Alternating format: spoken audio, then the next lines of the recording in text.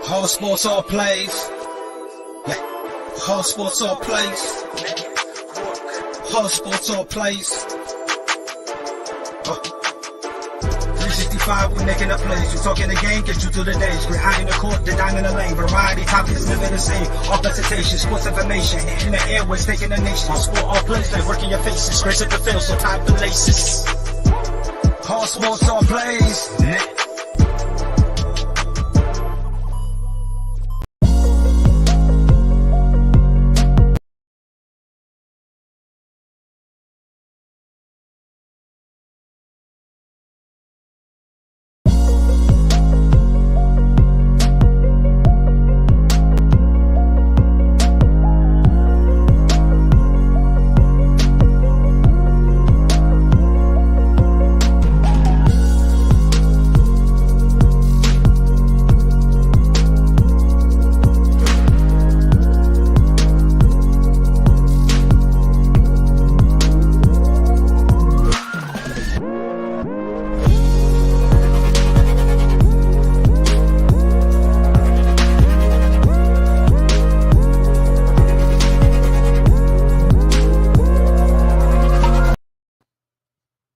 What's up, everybody? Welcome to the ASAP Afternoon Blitz.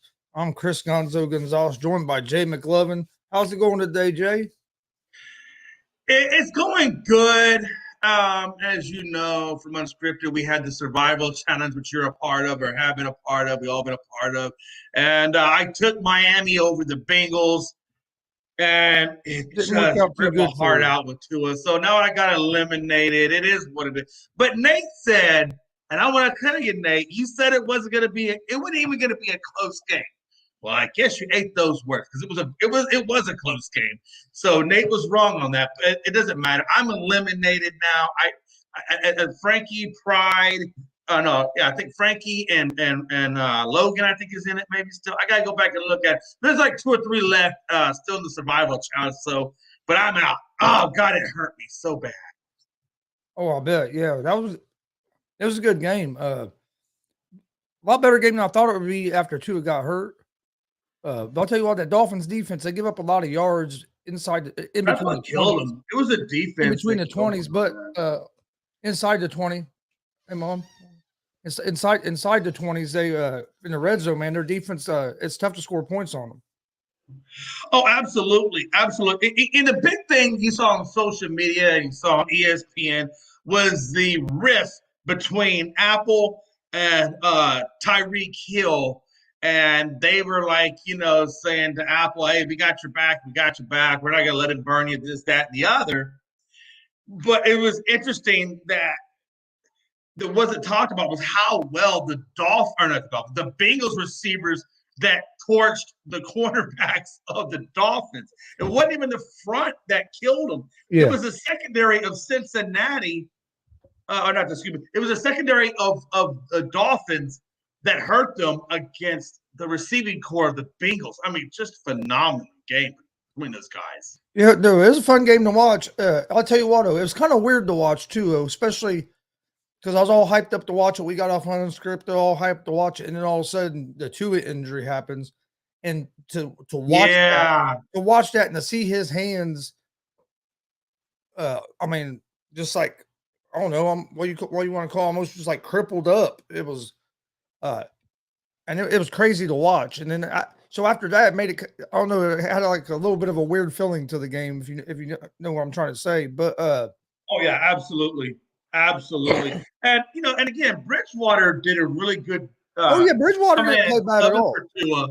We'll get it because the whole Tua. God, that's gonna take an hour to go through that because there's so many things that was wrong with that Tua thing. But I thought Bridgewater did a good job coming in. He went 14 of 23, had close to 200. He did have a pick. He did have a touchdown. But again, the thing about it is that it was just that secondary that killed them, and to the point where Boyd had a pass for 23 yards, but he also caught the ball for 47 on 2 catches. Higgins gave you 124, and then Chase gave you 81. And again, it was just a lot of that receiver group and if you watch that game, there were many instances where Chase was wide open for that long bomb, and Higgins was wide open, and so was Boyd when they caught their passes. I mean, they were just burning the secondary to get those catches, and it was just amazing.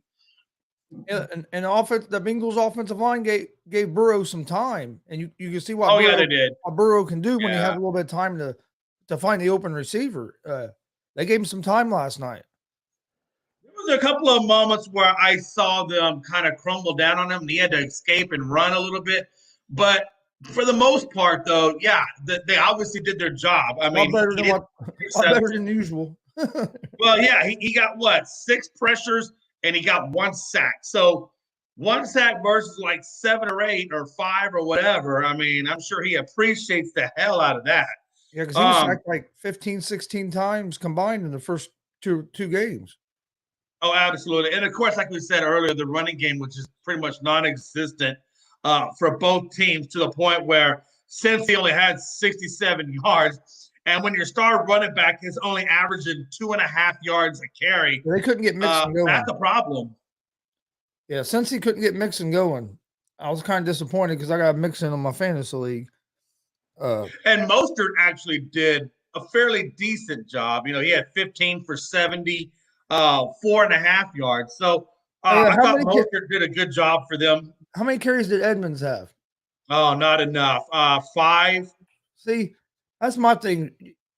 5 carries. You lose your starting quarterback. Yards. You lose your starting. Here's what don't make sense to me. You lose your starting quarterback, and nothing against Bridgewater, because I thought Bridgewater came in and played good, but you lose your starting quarterback. Why don't you try to get that run game going? To me, you should be running. They should have had ran the ball more than 20 times in that game. Yeah, they ran a total of 22 times. You know, I don't know, 22 times is not bad, honestly. But, you know, when you figure out of the 22, 2 of them were by Bridgewater and Hill. So Edmonds and Mostert had 20. Obviously, Mostert got the lion's share at 15, and Edmonds got 5. I thought they should have gave the ball a little bit more to Edmonds, maybe, possibly. Yeah, I was going to say, I think you want to try to get Edmonds and Mostert like 10 to 15 carries apiece. Especially when you lose your starting quarterback. Lean on that run game a little bit to help Bridgewater get in a rhythm. I did like how Bridgewater came in right after that injury and completed that 17-yard pass to get him right there for a first down. And I thought that was I thought that really got him going. Set the tone for that, what he was going to be able to do in that game. He did throw an interception there at the end, but hey, when you're down, you got to start taking a little bit more chances as well. So I'm not going to hold that interception against him as much. But the scary thing is we'll get into the Tua situation, but let me ask you this. Are the Dolphins in trouble? Because we don't know how long Tua is going to be out. I would say at least a couple weeks. It could be just 1 game, but I'm thinking maybe 2. Do you think the Dolphins will be able to stay playing at a high at the level they've been playing at, and be able to kind of hold the fort down until they get Tua back? I think they can. They don't have a real tough schedule coming up the next 4 games either. Well, one, like I said, Bridgewater, he didn't play bad. He played pretty good against Cincy's defense. Honestly, he really did. And to that point, the reason why I say no, not really, is because the next week they play the Jets in New York. Then they get the Vikings at home. I think they beat the Jets. I think they struggle against Minnesota, but it can still be, depending on how well Bridgewater plays in that Vikings. I'm gonna put that on 50-50. So, but then they got Pittsburgh, they got Detroit, Chicago, and Cleveland, and that gets you all the way to the 13th of November. And I think, depending on however long Tua is out for, I think it's very easy that they go 500 or above 500 between now and November. So I don't think they're in trouble. I just think that Bridgewater, number one, is going to have to play at an exceptionally good level. I think McDaniels is going to have to really keep that play the offensive play calling like he did, because honestly, he called a really good offensive game. I liked a lot of what he was doing. But that defense is going to be primarily how far they go. If that defense can step up against that pass, which we all know against Minnesota is going to be the biggest challenge with Jefferson and Thielen. So I'm not so much worried about the run game on defensive side for Miami, but I am worried about the secondary side for Miami. So Bridgewater's going to have to play well. They're going to have to run the ball, control the clock against some of these tougher teams if they want to win. And that secondary got to step their asses up and play some deep. Yeah. Like I said, their defense gives up a lot of yards, but like I was talking earlier on the morning show, it's usually in between the 20s. Once the teams get in the red zones on them, their defense has been a little stingy giving up points. Because even like last night, the Bengals they had a couple long touchdowns, but when they got down in the red zone, they couldn't punch the ball in. They had to settle for a couple field goals, and that's another thing that hurt Miami, missing a couple field goals as well. Oh, absolutely, they missed an extra point and a field goal. But it was like I said, it was a fun game to watch. It was a little weird watching the second half after what happened in the first half, just because. Absolutely. And real quick, I know I said November 13th. Actually, they're good all the way up till November 27th, because on November 27th, they had the Texans. So they should be able to handle the Texans. So I think between now and December 4th, they only really have one game, I think, that's going to give them fits, and that's the Vikings. I think between now and the 24th, that's really the only one. All the other teams, Texans, Cleveland, Chicago, Detroit, Pitt, New York Jets, those are all winnable games. Honestly, I really believe that. I think the only one that really gives them fits is the Vikings game. So they got between now and December 4th to get Tua back in the rotation before they actually, because then they go into a tough part, right? Then they got Chargers, Buffalo, Green Bay, and then they finish it up with New England and the Jets. Oh, New England and Jets, I'm not really worried about those, but they do have a tough little stretch there come December 4th. So I think they have a lot of time. I don't think you rush to a back. Hell no. Let his ass rest and just ride the Bridgewater wave. And truthfully, I think you can even ride Bridgewater through even the tough games and then try to get Tua back maybe like right before the playoffs, maybe like around that New England, that January 1. I think he rested between now and January 1 and then see where he's at the last week of December if he can go January 1. Because I think you don't have to win the division. You just need to get a damn wild card. You think Tua will be out that long? Do I think he'll be out that long? No, but I always play devil's advocate. Yeah. You know what I mean? Like, I don't want to rush him back, but I want to get him back. You don't want to rush him back, especially after what you saw last night. I mean, yeah, dude, that's what got Miami in all this damn hot water right now with Tua. To see his hands doing that and the way his body reacted, man, it's weird. You don't want to rush him back. And the thing was, dude, the hit he took last night wasn't near as hard as the one that he took last Sunday where he originally got hurt. One last Sunday, you could see his head really bounce off the turf. This time his head really didn't do that whiplash bounce off, but it hit hard enough that it messed him up. And that leads me to think, man, that he was still having some problems from last week. And I think there's going to be a couple doctors that probably aren't going to be on the NFL sideline anymore after the way this was handled, because they could say it was last week was a back all they want. I think everybody knows that's a bunch of bullshit. Hey, that's funny. I'm glad you said that, because that's exactly what I was going to say. And it's good that you said that, because that's exactly what I think. I don't think that son of a gun had a back injury. No. I think his ass had a damn concussion. And I think there's some doctors covering some stuff up to get Tua back on the field, because they knew they were getting ready to play the Bengals and they wanted that win. Man, the dude got up, stood up, and his legs gave out. Like Pride said earlier, he's crip walking and he's not even in the game. But the thing is, dude, I watch a lot of combat sports. The only time I've ever seen a dude look like that, legs being that wobbly and just falling like that, is in the Or submit. UFC or in bare knuckle fighting when somebody gets knocked the hell out. Yeah. Usually you'll see that too when people get submitted like that and they get knocked and they go to sleep and then they try to get up and walk. Yeah, you'll see that because the brain ain't fully functioning. So I I don't know. I think that yeah, look, when he hit his head, he might have went out for a second when they're against Buffalo. oh, who knows? Who knows? But man, I think at the end of the day, I don't care what anybody says. You're not going to be able to sell to me that it was a back injury that caused his legs to be wobbly like that. I mean, right. hell, he was holding his head. You know what I mean? He got up, he was holding his head and he was wobbly. But you're trying to tell me it's a back injury? Yeah. I don't think it was a back injury. And again, that's my point. I think they were covering some stuff up. They wanted to get Tua back in there. And I think that's what's going to come back in this investigation that's probably going to wind up biting Miami in the butt, is because they're going to find out that the first hit was concussion, even though they said it wasn't. It was concussion. And the second go around was compounded concussion onto a concussion along with the neck injury. Well, so, that's what you know, the doctors last night, a lot of the doctors have came out today have said that when your hands do that, that's like a sign of prior like concussion, prior concussion or a a prior neurological. Yeah, you got neurological issues. Yeah, because they're not firing the fingers the way they're supposed to fire.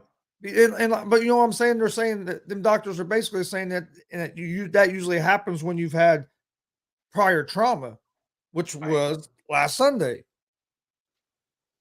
4 days ago. I think this is going to get pretty deep. I don't think it just stops, obviously, with the doctors. I think this was an ownership and possibly a GM. I don't think McDaniels, and I could be wrong, I don't think McDaniels was part of that. I think this is going to come up to ownership, GM level, and doctors that are going to be under a big time gun, come, when this investigation is concluded. You know what I mean? And let's be honest, Miami got a lot of damn issues, with the whole thing with Flores and the whole thing with tanking games. And now you got the whole Tua situation that's developing. I mean, there's going to be a lot that comes out, I think, about this Miami Dolphins. And and don't forget about the Sean Payton and Tom Brady issues that were going on with Miami. I mean, they've been in some hot water for a long time now. Yeah, and another thing, this could be a big problem for the NFL too, because if we find out that the independent doctor that was on the sideline that has to clear this guy to go out there and play, you find out that he had something to do with trying to cover up this. That causes problems for the NFL as well, because you have all these rules that are supposed to prevent this, and if the guys that you're hiring to prevent this are starting to favor with the teams and stuff, I mean, you know what I mean? How do you stop that? I know it's not everybody, but you know what I mean? Hey, one bad apple can run it for everybody, and it can make everybody, make everybody look bad. And that's what's going to happen if they find out that this doctor didn't do his job on that sideline. That's why there's a impartial doctor on the field.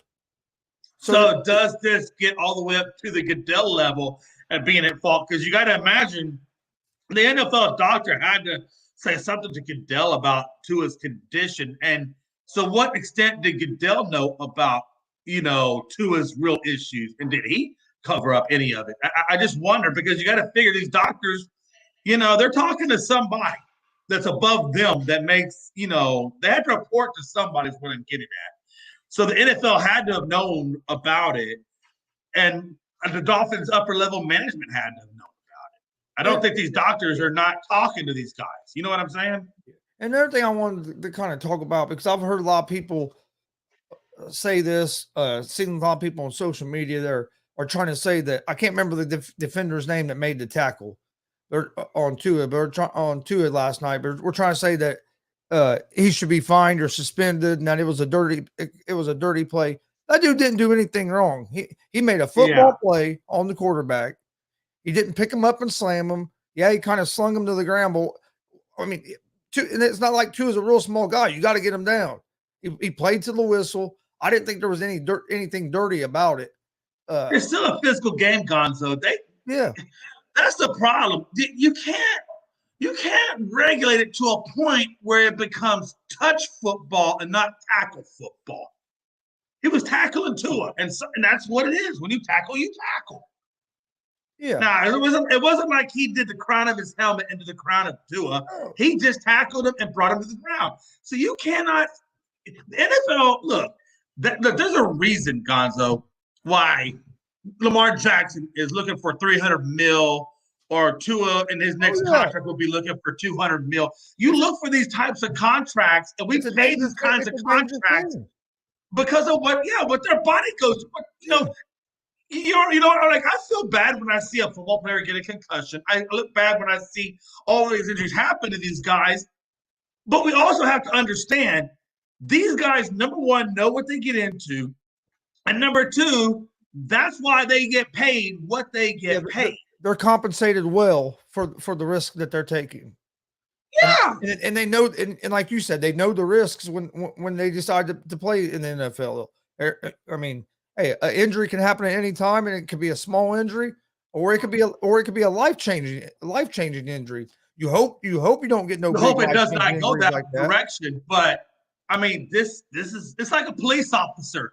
He signs up to be a police officer, knowing that you don't know what the criminal has in his possession, but you know what the risks are. Although I will say this, really, we should raise the pay for anybody that's in that line of work, or teachers. They should be getting paid for what they do, especially, with the day and age that we live in, with school shootings and things of that nature. We need to raise the damn pay up for these people because they're putting their lives on the line just like these footballers and athletes are. Honestly. I was just reading an article, Jay, about how shootings at high school sporting events is on the rise. Like the numbers, numbers have been going up like crazy. And we just saw the one with what's his brother? It was crazy to me, though, because I'm assuming it was probably even bigger. Well, I know it was bigger, but I'm assuming it was the same way in Texas when you were growing up. When you were in high school, you went to the football game to have fun. Yeah, hanging out with your buddies. You know what I mean? Watching the game, watching your friends play. If you wasn't on the field playing, but I never went. I mean, back when we went. But again, it's a day and age now that we live in, though, right? It's a day and age that we live in. These parents are on a whole nother level now, and the uncles and aunts and whoever goes there, they're on a different level than what it was like back when we were coming up. You know what I mean? Is Pride with us today? Oh, we better get his butt in here. What's up, boys? He's in there. He's just audio only, so I guess now I'd be audio too if I just got what's his face from the Nets. From Blake Griffin, yeah. Yeah, Blake. There you go. I don't know why his name is escaping me, but hey, Pride. I did not get a chance because I just saw it come up in the group chat about that. I didn't get the details on that. Was that a trade or did he come to you guys? No, it was acquisition. It was he was a free agent. Okay, interesting. I wonder why they felt the need to go get him. What do you think that their logical reasoning for that was? The only reason I would accept is if they're concerned about Robert Williams, because I don't know if you guys have heard, he basically is getting surgery. So he's going to be out for. Well, we know that last year Robert Williams had a lot of injuries going on last year. He had gotten surgery, so he's basically going to miss the beginning part of the year. So I guess we basically got Blake Griffin to hold it down until he comes back. I don't know, man. I don't know. I think it's dumb. I don't think Blake Griffin's going to be your issue either. I think your issue is going to be how well they can mesh and gel and get on board with Mazzulo. That's how you say his name, Mazzulo or whatever. Mazzulo. Versus Udaka. How well they buy into what his philosophy is, I think is really going to be your bigger task. Well, I think we'll be. I think it'll be a repeat of last year. It'll be rough. It'll be like a rough introduction period, and then when we all click, we'll be good. So But and I want to put the Celtics conversation on pause just for a second because I also want to get some information on you real quick because we're going to come back to Celtics. I definitely want to talk, and I know Gon's going to want to talk a lot of basketball, what's going on. But my question is currently what we're talking about is the Tua situation. Now I know he's Tua Tonga Baigoda with you, and again I like Tua, but as you can see. Me and Gonzo, it's our opinion, and I want to kind of see if you're in alignment with this. It's our opinion that whole back thing was BS, that was just kind of a cover up for that damn concussion, and that Miami really wanted Tua to go up against the Bengals. So we think there's a conspiracy kind of going on. And again, too, the doctor said that the way his hands were formed after the second concussion supports the fact that it was due to a previous concussion. So it's our opinion that first concussion that first hit that he suffered wasn't really a back injury. There was a concussion that was kind of covered up a little bit, and then he gets concussed again, and that just compounded it. What's your thought process on that? So, my fault. I was just reading a tweet that the NFLPA spat out. So I don't think it's a cover up per se.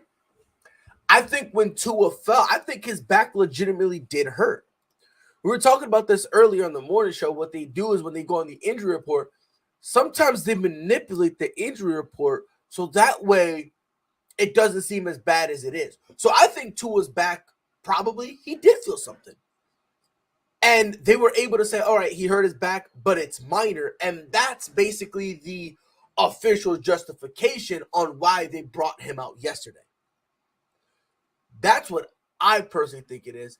So you don't think that they knew that he was, because I gotta be honest with you, man. I think that I watched that hit. I think that man was concussed, well, along with his back. If you want to go with the back, that's fine. But I think there was a concussion there, and that they either misdiagnosed it, or they covered it. Well, I mean, wait, you don't think that he was concussed on that hip that they're claiming the back, and maybe it just got overlooked? I'm not saying that he wasn't concussed, but to claim it's a cover up is pure laziness, because it's not. Okay. This is what they do everywhere. And Chris, we were talking about it earlier. They always change whatever's on the injury report. They always change it because they always want their best players out there, no matter what. And it's not just the NFL; it's everywhere. I don't think they really checked to see if he even had a concussion. I don't even think, forget a cover-up, I don't even think they checked. I think he got up. I don't think they cared. He might have got up and told him it was his back was hurting, and they just looked at his back. And they went with it. Go back out there. Exactly. Like and that's where the spotters that we were talking about earlier on the field or at games, that's where they failed, because they should have been like, no, that dude needs to be off the field and get his head checked. Right. And this situation is like pure lazy all around. Because if you have a quarterback, forget quarterback, if you have any player who tells you I'm okay, but is stumbling around and is shaking his head and needs to be held up by two offensive linemen. Yeah. Two offensive linemen had to hold him up. And you think it's a good choice to let this man play? And put him back out there 4 days later. 4 days later. 4 days later. And this is why I don't think it was a cover-up. I don't even think he was in the concussion protocol to begin with. No, I think so either. Now after that hit, concussion protocol to begin with, he would have never played last night. Exactly. He would get out of it in 4 days. So if I understand what you're saying, Pride, is most likely he did have a concussion that first go around, but they were probably lazy and didn't put him in the concussion protocol. Yes, they were just lazy and they were looking and ahead. I get that. Okay, I can buy that. That's what they were doing. Because now we're looking at negligence. Yes, that's actually the word. That's the perfect word. I lean more towards negligence because again, I'll buy into that. Listen, I'm not a doctor. But I knew too. I mean, I'm not a doctor either, but when I saw that man get up, regardless of the two guys holding him up, the fact that his body went left and his head was looking right. Like, dude, he would have failed a field sobriety test. That's how bad it was, man. And listen, let me look at your eyes. Okay, why's one eye going left and the other one's going right? There's an issue here. Oh, yeah. He got up like you see a guy that got knocked out in the UFC try to get up. Or But that's what I would say. Like if you submit, like I would say, if you submit somebody and make them go to sleep, the first thing they do when they wake up, they get up, hey, they fall right back down. Mm-hmm. What a time to be alive. Hey, I really hope Tua can come back from this. Let me ask you a question. We were talking about how long is it going to be for Tua to come back, and what is the state of the Dolphins? I looked at their schedule. Between now and December 4th, their only really true hard team they're playing is probably Minnesota. Everybody else is, Cleveland Browns or less. So I don't think they have to rush him back. I think they could go almost really into January 1 and still make the wild card and bring him back. What would be your? Do you think he comes back sooner? Do you think he comes back later, or do you think he just doesn't come back at all? I think 2 to 3 weeks. Well, with how dumb this organization is, he'll be back next week. I hope. I mean, with how negligent they are, Tua after next week, that everybody in that organization needs fired. And by the way, and I don't know if y'all heard, but Mike McDaniels basically went, and this was a quote from what he said after the game. If there's any inclination that someone has a concussion, they go into concussion protocol. We don't mess with that. Never have. That's what he said. A lot of people are defending him, saying, I'm just curious why y'all are mad at a head coach for basically listening to the advice of a neurologist. There are some things you don't need advice for. For example, I am not a farmer. If you tell me to go to plant something, I can't do it. I can tell you when a tomato's rotten, though. I can tell you when corn is no good to be eaten. I can tell you that stuff because there's just some stuff that are obvious. Yeah. And to answer your question, Jay, me personally, if I'm Tua, he's going to try to force his way in. I do not play until the NFLPA does finish their investigation.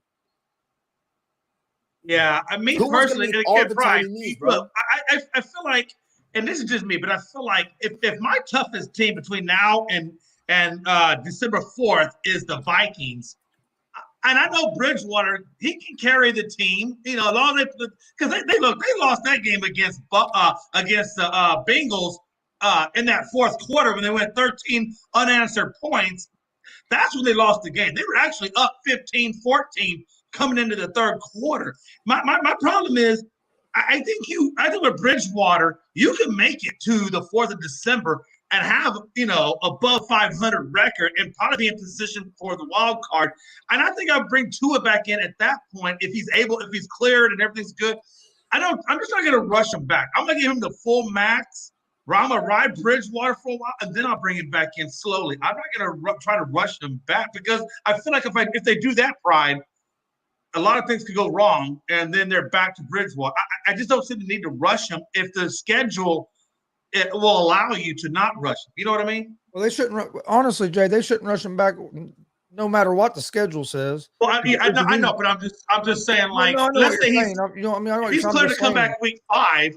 I guess what I'm saying, if he's clear to come back week 5 or 6 or 7 or 8, maybe, and I don't know what December is. Maybe that's like week 10 or 11. I think I'll wait till week 10 or 11, giving them the max time, and then I don't know. I guess what I'm saying is, Eric, I'm going to over-exaggerate the recovery time, just because I want to make sure that when he comes back, he's fully 100% ready to go. Because I want to make a deep run of the playoffs. Yeah, I think it's going to be 2 to 3 weeks because Tua is not going to want to sit out that long because, like we were talking about earlier, these guys don't want to sit out because they're afraid they'll lose their job.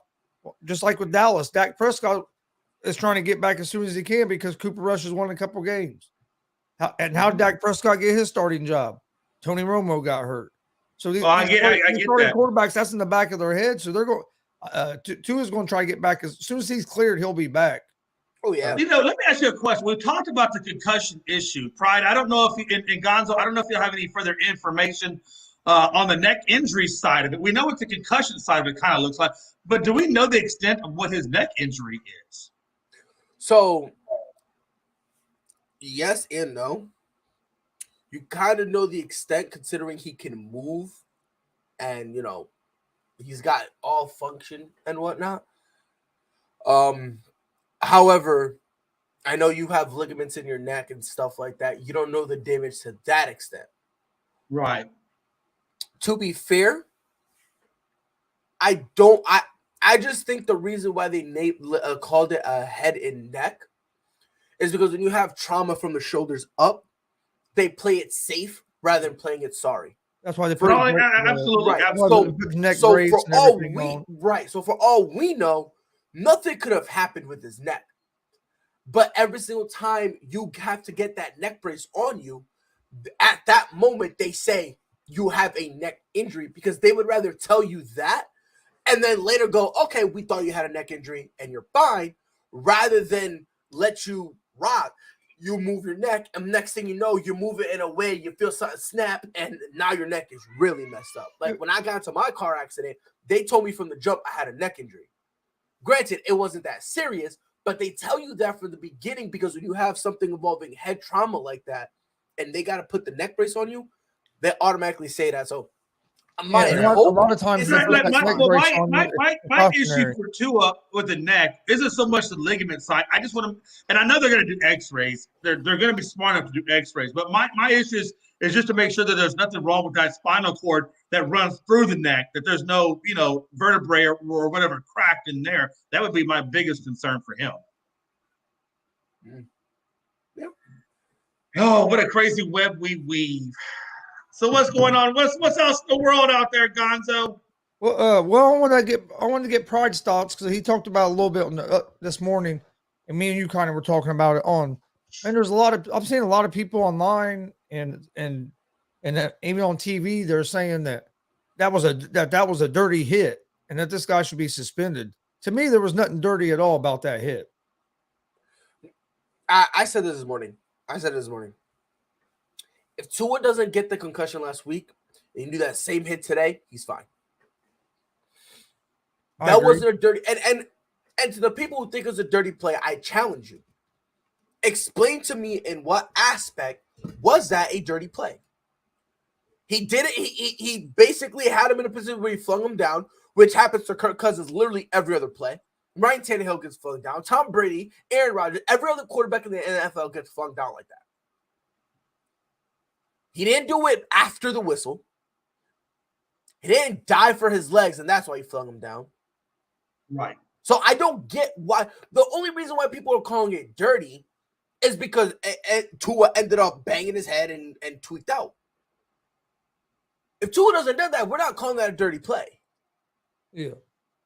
So I'm just confused. I don't get, like, people are saying that again. They're just saying it because, oh yeah, Tua got hurt, therefore it must be, it must be dirty or whatever. No, there's just sometimes, unfortunately, no matter how good you play, how clean you play the game, sometimes it happens.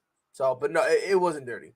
If you're going to start calling a play like that dirty, you might as well not play tackle football no more. They might as well change it to flag football, or if we're going to be honest, yeah. I mean, because that to me that's just a clean tackle. Like you said, he played earlier. You said it. He played till he heard the whistle, and that's what you're taught to do from the time you start playing sports. Mm-hmm. Yeah, again, like I was telling Pride, like I was telling Gonzo, we have to be careful about what we allow and what we don't allow, because at some point, if they keep going the direction they're going in, it's not going to even be tackle football anymore. It's going to be touch. It's going to be like watching the Pro Bowl. And nobody wants to watch the freaking Pro Bowl the way it was set up. Nobody wants to see that. And again, Jackson's contract, Mahomes' big contract, Aaron Rodgers, all these big, ginormous contracts, we give it to these guys because of the physicality or the endangerment that it could have on their future income if they go down. And that's why they get paid what they get paid. Otherwise, we'd all be playing football for less money. So I think they have to be careful about, trying to label everything as dirty when it's not dirty. It's straight tackle foot. It is what it is. It's tackle freaking football. It's not like he did it with the crown of his helmet or something like that. He was making a football play, and it's tackle, and things are what they are. And we have to be careful about what we label as okay and not okay, because then we start messing with the integrity of what football is all about. It's a contact sport. Mm-hmm. Craziness. Yeah. What a world we live in. I think people forget in this day and age that That's why these guys are highly compensated, and everybody knows the risk when they're going out there. I think people forget that all these players they know there's a chance that they could get hurt, and then you could get hurt real bad, but they're willing to take that risk because they get compensated good. And then when people get injured, we all a lot of people want to act like, oh, the league does them wrong. Well, hey, they're getting highly compensated for a lot of this. Now, in Tua's situation, I think he did get done wrong because he should never been out there on the field. But a lot of times these guys get hurt, and it's nobody's fault. It's just part of the game. Mm-hmm. But, yeah. I mean, Just Brian, because you get hurt did you play doesn't mean it's a football, dirty Brian? I don't play. know if you played football or not, but did you play football growing up as a kid, like high school or junior high or whatever? Mm-hmm. High school. So you know what football's like. I mean, you know what dirty looks like, what non-dirty looks like. You know. I didn't play football. I had to stop because I cracked the rib. High school. I didn't play football in high school because my freshman year only weighed 92 pounds, so they really wasn't looking for a 92-pound little scrawny white kid to play football. Yeah. Man, no, I cracked the rib. I played in middle school, but then I wrestled is what I've done in high school. I was a wrestler, so that's the same thing. You get a lot of injuries and shit in that as well. Man, no, it was crazy because I was in a slot, ran a slant, I got hit real good, cracked my rib. And even though it's a cracked rib, does that mean it was dirty play? No. It was great position. He's a piece of shit. I hate him for doing that, but it's still a good play. Still a good play. He caught me real good. Doesn't mean he's a bad guy. Doesn't mean that was a dirty play. So just because someone gets hurt doesn't mean it's a bad play. You got to watch it and see, because forget like pampering, or softer than football. A guy that has a reputation of being dirty will get pushed out of the league so fast. Yep. So you need to be very careful. No, I definitely agree. I absolutely agree. I think if you go too far with it, it just, it diminishes the game. I mean, honestly, it just diminishes it to the point where, we don't even need pads anymore because we're just playing touch, guys. Just make sure your ankles are strapped up real good. Oh, they still have to wear pads to play touch. And they wear pads in touch? If it got to that point, they don't want nobody to get hurt. They'll make what more the hell kind of world are we living in? Let me tell you something. Let me tell you something. Back in my day, we used to play tackle football with no pads. Oh, yeah. And I've seen countless number. We did it all the time. Hey, how many times you seen a guy break his leg and the bone sticking out? I've seen that before, and I got blamed for making the tackle, and he had to go to the hospital. They tried to make me pay his hospital. We used to play tackle. I said, listen, he signed the damn waiver. We used to play tackle football at the bus stop while we was waiting on the bus to come pick us up before school. But let me ask you guys this. There's been a lot of I'll never forget that, man. When old boy's mom came over to the house talking to my parents saying, hey, y'all need to pay for my son's relocation of his fibula. And I'm like, hey, he signed the waiver. He knew what he was getting into. By the way, how's Johnny doing? Well, let me ask you guys this. It seems like there's been a lot of injuries this year. Do you think that has something to do with a lot of these players not playing in the preseason and with that practices, we're not wearing pads hardly no more? Because there is something to your body getting calloused and getting used to taking those hits. And we're getting a lot of these players going in the regular season without their body getting calloused. And man, you look at the injury report. The Lions that are going to miss St. Brown. Swift's going to be out. They expect Swift to be out. Look at all the injuries the Chargers are having. I mean, it's league wide. Do you guys think that not playing in the preseason and the restrictions at some of the practices could have a lot to do with that? I don't think so, only because a lot of the injuries that are happening are freak injuries. Yes, that's true. That's kind of why I give a little pushback on it, because, again, with Tua, y'all saw what happened. Mac Jones, y'all saw what happened. It's plays like that you can't see. Both DeAndre Swift and Amon-Ra St. Brown. That's not something that you got to run. Like, it's not like they caught a cramp, right? Yeah. It's not like they kind of twisted their ankle slightly. And you know how when you twist your ankle, you're in like those 30 seconds of you put no weight on it, and you're like, I need the EMT. I'm dying. You stub your toe. Like, it's not that. Like it's kind of freak injury. So that's the only reason why I'm saying no. That I don't think it would have made it. I don't think it's making a difference. I would say no as well. And the only reason I say no is because, you know, when you only have so many reps in your body, and then when you put those reps in the games, those are reps your body takes. In other words, if I take a bone and I slap one bone into another bone or whatever, it's not going to make that bone stronger because it can put micro fractures into it.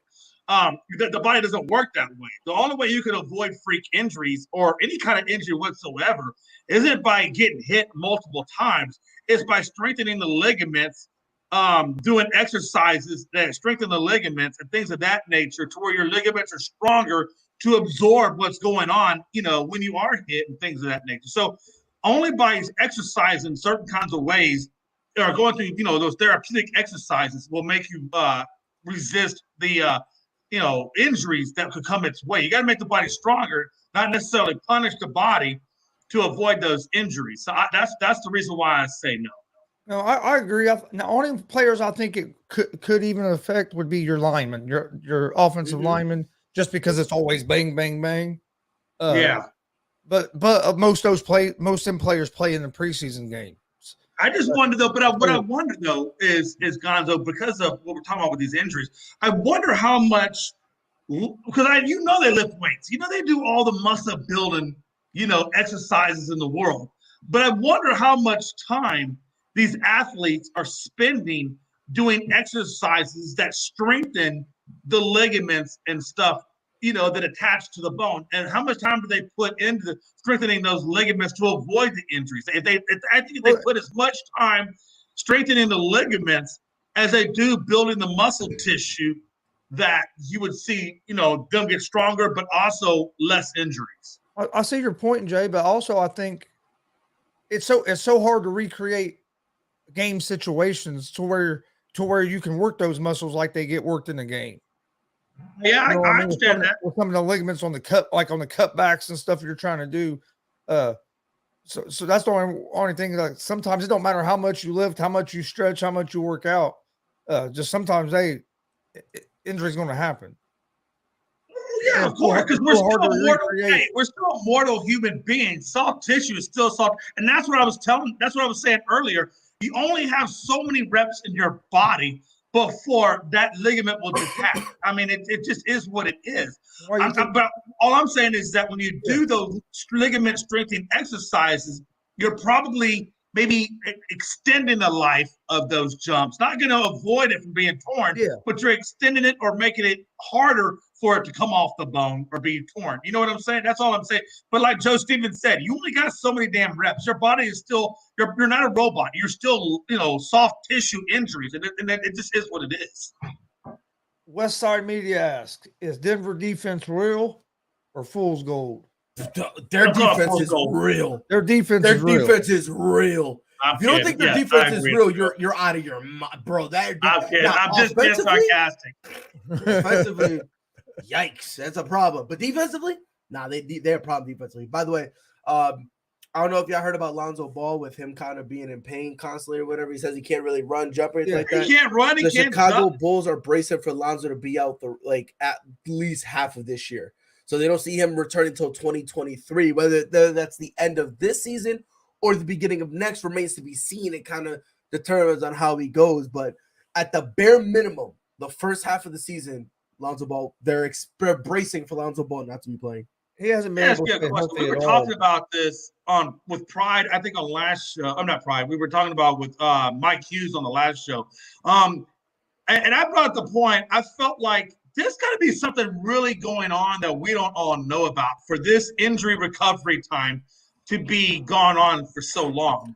What do you think is taking him so long to make his way back to the court? I don't think there's more to it. I don't think it's anything like that. I just think because I know he had gotten surgery. He had knee surgery. Yeah. But from what I understand, the knee surgery, even though it went fine, the pain is still there. From what I understand, he basically had to get a second knee surgery to basically not only fix what happened the first time, but to also put him on the path to heal himself. But why? What was the need of the second surgery? Like, why didn't they get it done right in the first surgery? Like, why did they have to go back in for a second? I don't know for sure, but it could have been like an infection or something. Because if you look at Alex Smith, look how many times he had to have leg and that's surgery. what I'm saying. Is that the underlying issue there? Or honestly, Jay, they could tell you that it's not a major surgery, but anytime they cut you open, you never know how your body's going to heal. Exactly, it's definitely major. You know, I mean, they'll say, "Oh, it's just a minor knee surgery." If you're cutting my body open, it's major because it might take me a year to heal, where it might take Jay 6 months to heal. Yeah. I mean, by the way, you don't know how your body's going to react to that trauma. And then, listen, I understand that. The reason he had surgery the first time, he had it in, I think it was like in January-ish. He got it because of a torn meniscus. So he had a torn meniscus. Years to come back from anyway. Right. So he had a torn meniscus and missed the rest of the season. Then, I guess the entire time, it wasn't healing right, but Lonzo felt maybe I could potentially play through it if the opportunity arises. And because he was originally supposed to be in the playoff run, and then it wasn't really better, so he ended up getting a second knee surgery to correct it. They're not saying whether or not that if it was an infection or anything like that. They're just saying he had a second knee surgery. So with all that, they're saying in about 6 weeks they'll be able to reevaluate him. And from what I understand, in 4 to 6 weeks, when they reevaluate him, they'll be able to say his return date, like when they expect him to be able to return and all that stuff. So you think it's going to be hard for Lonzo to come back from this? It's going to be horrible. Not only like hard physical wise, but just like, man, you're starting to get in that territory where all these NBA teams are going to look at you as injury prone, unless teams are going to take a chance on you. I'll tell you right now, I'm very, very astute on the torn meniscus issue. I've had 4 meniscus surgeries in my life. The first time I ever had it was when I was 17. I got in a real bad car accident. And luckily, I got real lucky, man. I got the Houston Rockets doctor at that time did the surgery on my meniscus and my femur as well. And I was down for maybe you let somebody from the Houston Rockets touch you? Are you crazy? Yeah. Hey, let's shut your mouth. Hey, no, for real. Hey, this dude was like creme de la creme. I know. I heard you. I listened. I absorbed. I processed, and I moved on. But no, seriously. Hey, on a serious note, I was down a month and a half. I did the right, physical therapy that they gave me, and I was back up and going. And I didn't have another meniscus issue until I went to Afghanistan, and I tore my meniscus again in Afghanistan, and that was probably 20 some odd years later. And I will tell you, the 2 arthroscopics, that's what happens with your meniscus. It's an arthroscopic procedure. I had 2 more arthroscopic procedures since then, and on each arthroscopic procedure, I was only down a month and a half at best.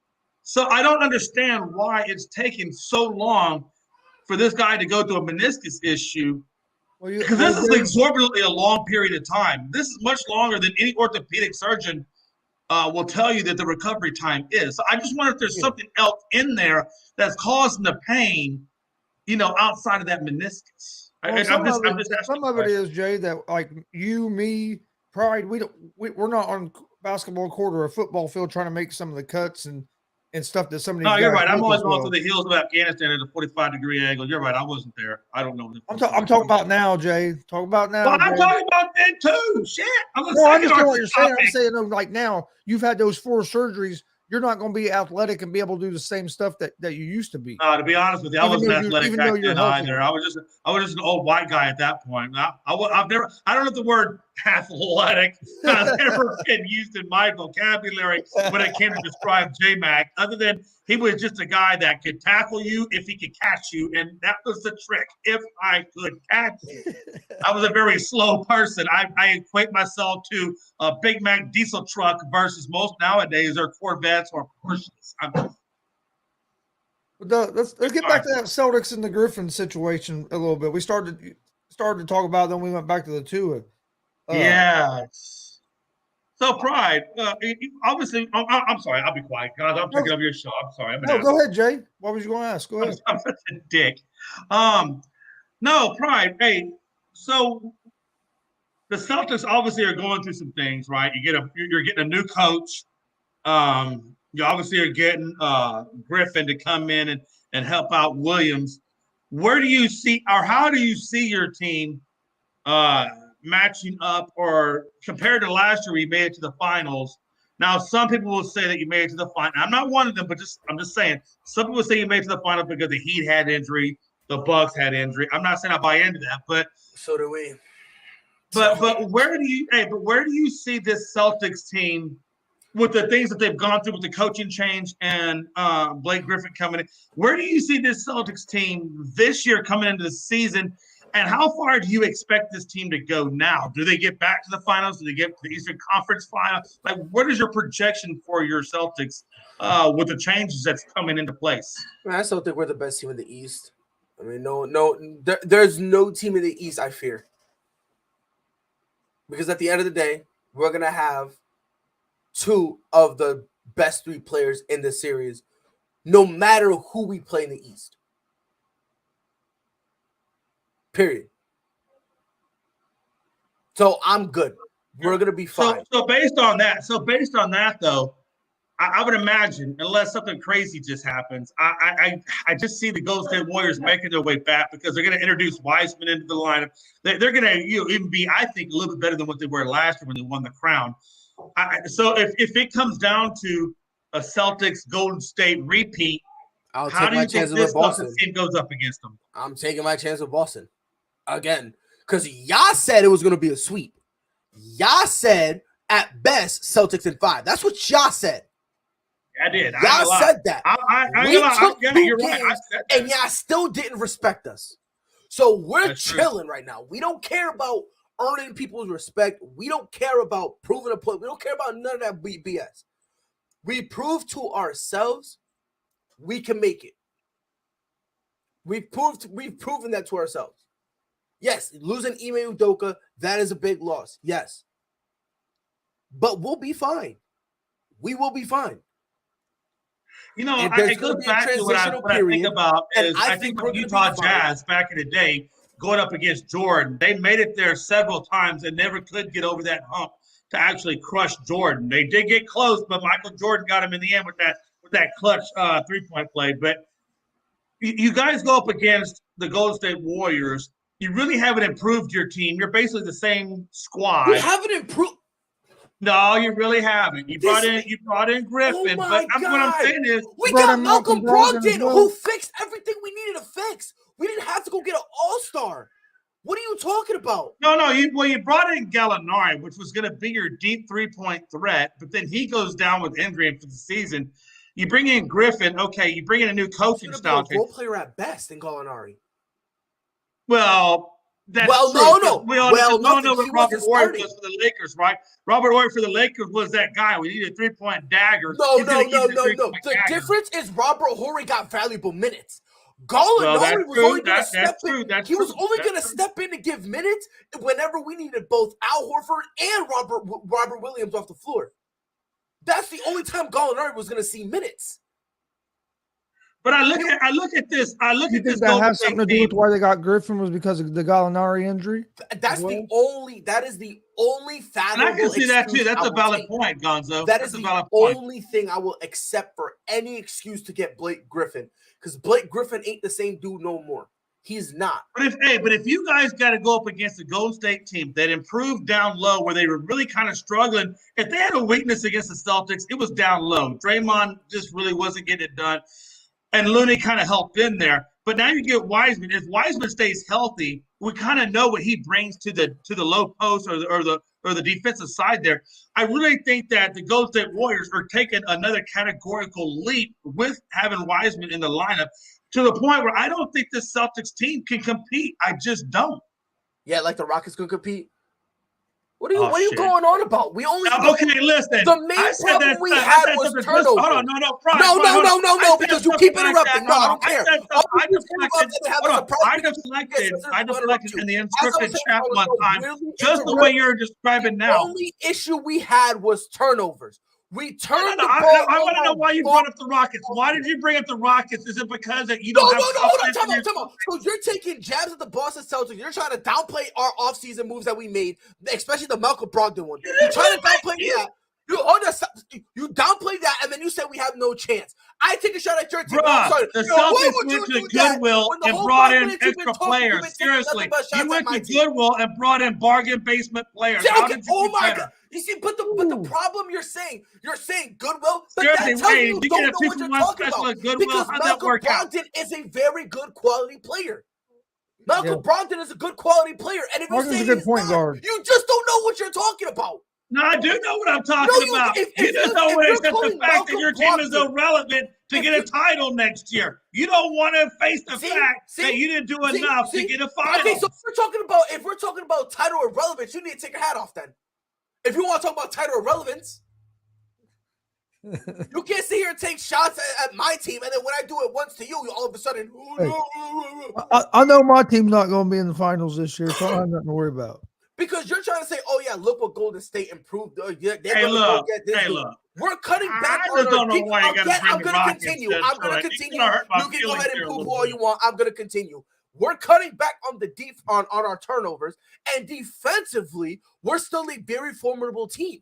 So the only problem we had, we hung in there with Golden State. The only problem we had were how did we not hang in there and take them 6 games? But we didn't hang in there, but we took them 6. No, hanging in there was as if you would have gone 7. And I could give it. No, it's not. You didn't go 7. You didn't go 7.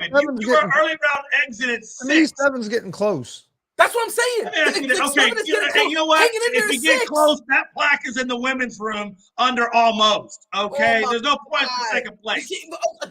This is why you can't talk with Jay. This is why you can't talk with Jay. This is why you can't talk with me. I speak English. Because I'm talking about all the improvements we made, and you want to improvements, but you want to in the same space. No, in the same span, Chris. He's trying to act like James Wiseman is better than Malcolm Brogdon. You don't know that he's not. You don't know that he's not. He's not better than Malcolm Brogdon.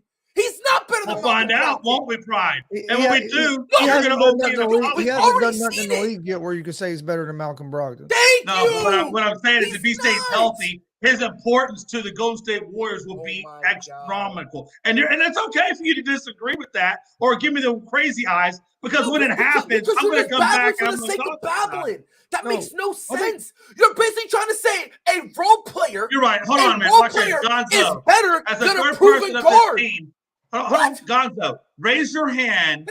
Raise your hand if you think the Celtics can beat the Golden State Warriors. I will take my. No. Hold on a minute.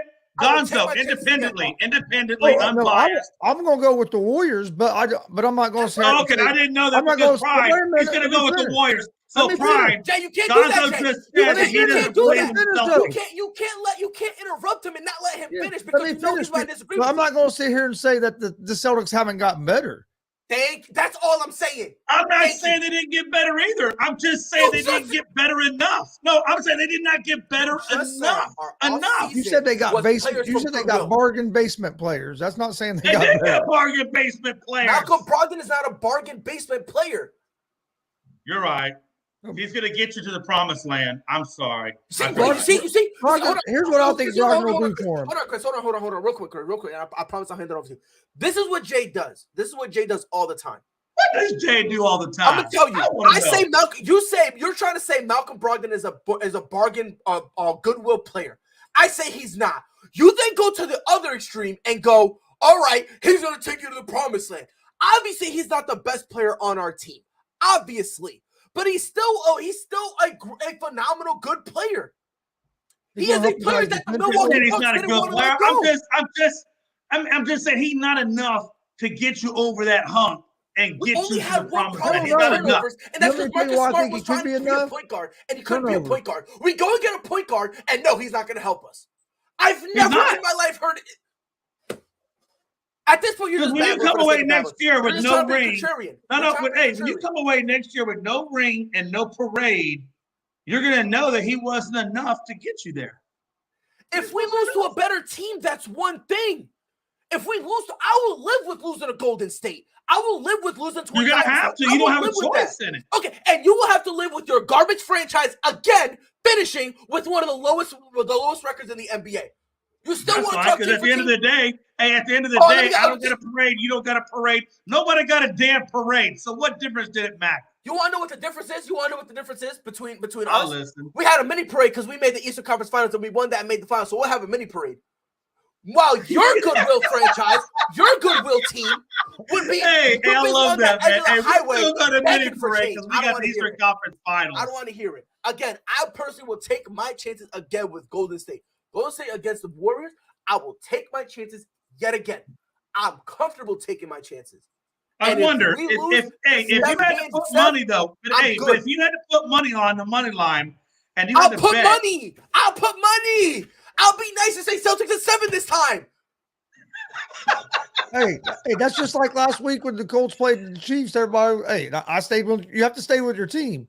But not only that, Brogdon's going to help the Celtics in the two categories that they needed. One, cut down on turnovers because now you got a true point guard, and two, he even strengthens that defense up more. Thank you. So now he does those two things, and you know what that does? That now puts Marcus Smart in a situation where now he can play his best type of basketball, reactive basketball, where instead of having to constantly think, he can now just go with the flow. And now you have that. Now you got Jason Tatum and Jaylen Brown more eager to play iso ball. So now you can give them the ball and you could be fine. Yeah. But nah. It's going to be interesting. I'm really looking forward to this year in basketball, man. Honestly. I mean. Hey, Jay, I'll be right back. It's going to be fun. Hey, Gonzo Pride, what do we expect out of Minnesota? Why am I the only one up here? What happened? I know. I'll be right back. Okay. Hey, real quick, Pride, since Gonzo's taking a break, what do you think about the additions that Minnesota made, bringing Gobert over and whatnot? Do we know how well they played Memphis in the playoffs? What do you expect from this Minnesota team this year? I don't think that matters. I don't. Okay. I don't. That's just me. I mean, I might catch some flack for that, but I don't think that matters. Right. I'm not a big fan of Rudy Gobert at all, and I guess sure the difference will be the fact that they're now playing with that now you can play Karl-Anthony Towns at the 4. Right. Because I guess that's like the big thing everyone was saying, like, oh my God, at the 4, he's a problem. But for me, it's just me. I don't see it. I don't see this amalgamation working. Because again, what is Rudy Gobert going to give you? Interior defense? Okay, sure. That's where I was going to go with it. I think he gives you the defense, the rebounds. But even then, the rebounds, Karl-Anthony Towns was doing a good job by himself doing that. Right. So it's like so you bring him in for the defense. All right, sure, I guess. But now you're playing 4v5 on offense. I mean, that's true. That's a good point. Never mind the fact that if they do that, then who plays the center and who plays the forward? Like, does Karl-Anthony Towns be the center? No, I guess no. You got to put Gobert at the 5. You would have to. You have no choice. And then you would put him at the 4. Yeah, Karl-Anthony Towns at the 4 because Karl-Anthony Towns, we've seen him play the 4 sometimes, and he can handle the 4. You know, he can. I just wonder how that's gonna plan out when you got Edwards and Russell as your guards. Whoa. Wow, man. Here's what's gonna happen. Here's what's gonna have to happen. In the beginning, this is what I would do. If I'm dealing with this mess of a lineup, here's what I'm gonna do. I'm gonna put my starting lineup out there for 5 minutes. After 5 minutes, I'm taking D'Angelo Russell and Rudy Gobert out. Okay. Play another 5 to 7 minutes. And then I'm gonna let Anthony Edwards and Karl Anthony Towns be my 1-2. Then I'm gonna take them out, and then I'm gonna have D'Angelo Russell and Rudy Gobert be the 1-2. And then I'm gonna keep interchanging them. So with this team, I'm going to pick 2 guys to stick with each other. And that's what I'm going to do. So I'll put D'Lo with Rudy Gobert. I'll put Anthony Edwards with Karl Anthony Towns. Switch them off. And the only time all 4 of them are on the court at the same time is if, A, we're in a close game situation. I need my best players out there. Best players, and I'm using that word very loosely. I need my best players out there. Then fine. And then in the beginning of the game and the beginning of the second half. Outside of that, you should not see them 4 on the court at the same time. Because with Rudy Gobert there, you're clogging way too much. And you can't, now you're turning Karl Anthony Towns to a 3-point shooter. That's fine.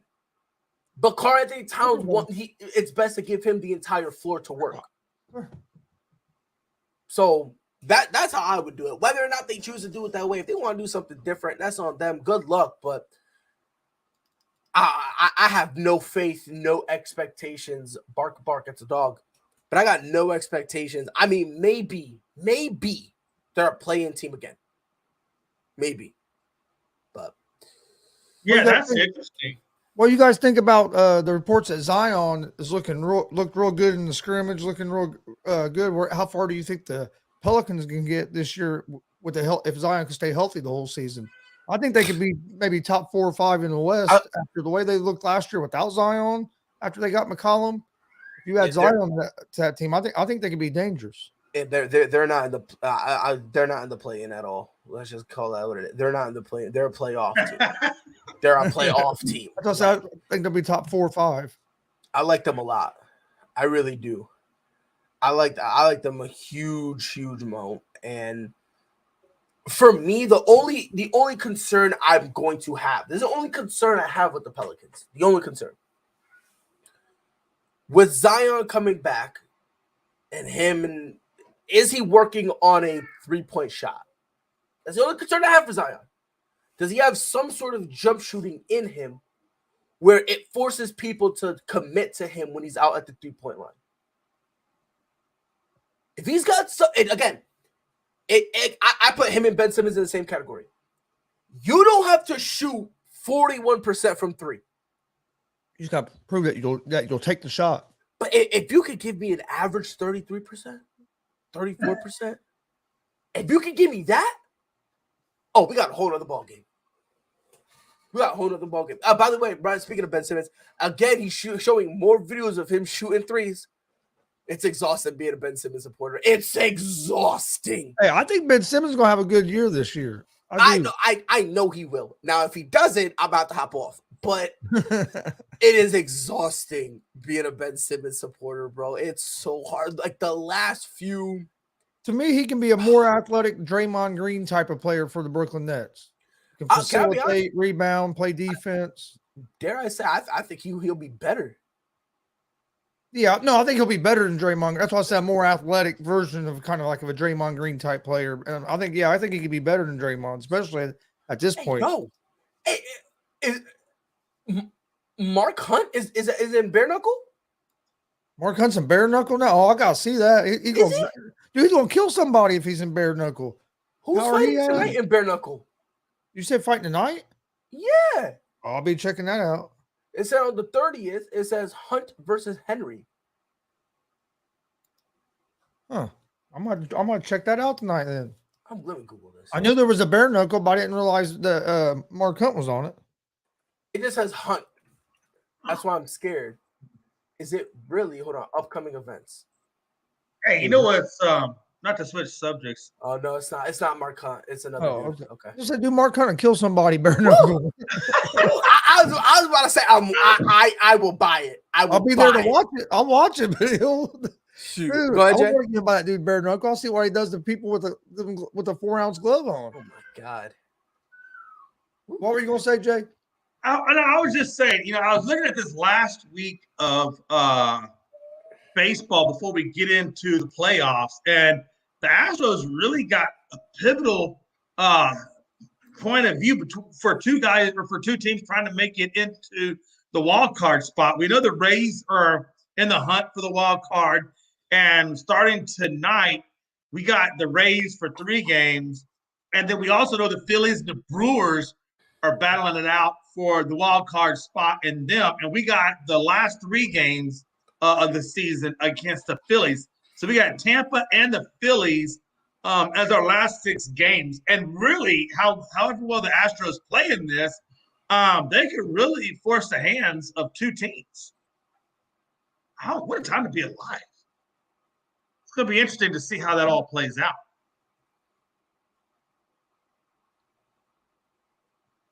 So, yeah. I have a question for y'all real quick. I'm just curious. I'm just very curious. I'm not smart. So what is the bigger number, 60 or 70? Obviously 70. 70? Okay, just curious. Yes, sir. That's for a friend. Well, who was the friend? I just want to know who the friend was. They shall remain anonymous. Oh, no, there's no anonymity in this show. Unfortunately, I have to. Be anonymous. Okay, so the bigger number is 70. Where are we going, Pride? Oh, I'm not going absolutely nowhere. Oh, no, you're going somewhere. I just want to know how big of a maxi pad I got to put my underwear to know how bad of an ass chewing I'm about to get. So no, it's not you. No, it's not you. It's not you. It's just. Oh, okay. It's just. Is this in reference to baseball? Yes, it is actually. Aaron Judge hit what, 62? What, 62, 63? Is he at 62 now? Did he hit 62 last night?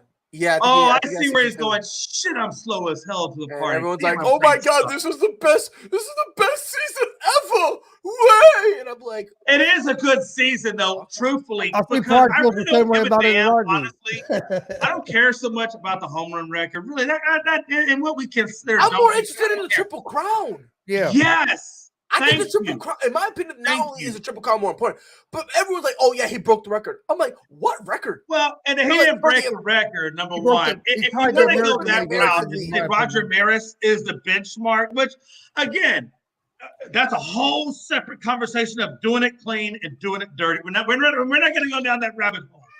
But what I'm saying is, okay, take the AL side of it. AL side of it, 61 is the record for the AL side, not as MLB as a whole. Okay, what's on the AL side? MLB. So the record is still Roger Maris 61 because McGuire. So no, what I'm saying is McGuire, Sosa, and Bonds were all National League. So I'm just saying for the American side of things, it's 61. So if you want to say that American League history, then it would be 62 would be history. 61 is just tie-in history. That's not making history. It's tie-in history. Nah, that's crazy. Nah, it's crazy. It's crazy. He's right. It's crazy. Like, I want to see Judge. I do think, Pride, I do think it's it would be more impressive if he could pull off the Triple Crown. If he could pull off the Triple Crown and get 62, from the American League perspective, that would be a pretty huge thing. No, for me, I'll be honest, bro. Because I see a whole bunch of Yankees fans like fiending about it, like, yeah, this is the best. I'm like, first of all, and I mean this disrespectfully, if y'all failed elementary school, now is the time to step up, because 62 is not more than 72. But again, you're going all about MLB, and also you're going by a guy who because was dirty as all hell. Okay, but hold on. To touch on that, dirty, man. He's dirty. He was dirty. Dirty is dirty. I understand they're dirty, but at the time, if you're gonna say everybody else was dirty, okay. No, I'm not saying everyone else was dirty. I'm not using that route. At the time, baseball was injecting them. I'm not trying to write what MLB did. Hey, it is what it is. If you want to say it's dirty, that's fine. That's fine. It was dirty. And Roger Maris never did it. I won't call it dirty because MLB dirty as all hell. It's dirty as all hell. And that's fine. That's fine. That's fine. That's why I like Aaron Judge, because if he does it cleanly, I've got more respect for him than anyone else. Let me ask you this, Jay. How do you know Aaron Judge is clean? Thank you. I don't. You I'm don't assuming know. it. No, you're right. Know. No, again, Gonzo. You don't know. How do I know? I don't know. I just know from right Exactly. So now, you can't pretend unless you somebody don't. says or can prove it, because I'm not gonna, sully somebody's name And by the way, if there's Barry no Bonds, evidence. Now, if there is evidence that comes out, well, then now we got an issue. I let the record show for Barry Bonds. Let the record show when he took the lie detector test, he passed.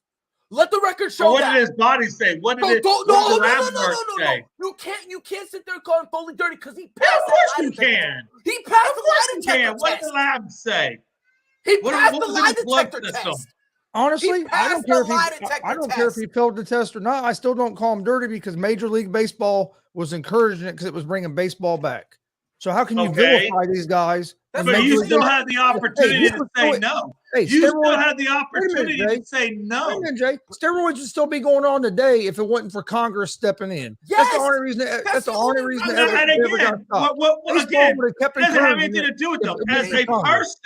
As a person, he had the right and the obligation to say no. I'm gonna do it the right way. Gonzo, don't take the responsibility off the individual. Probably 80% of the league. Probably 80 to 90% of the league. Okay, so 80% of the league then is bullshit. Be the barometer. Don't be the follower. Be the leader. But this right here is where you fall into a dangerous trap because you say be the good person, do the right thing.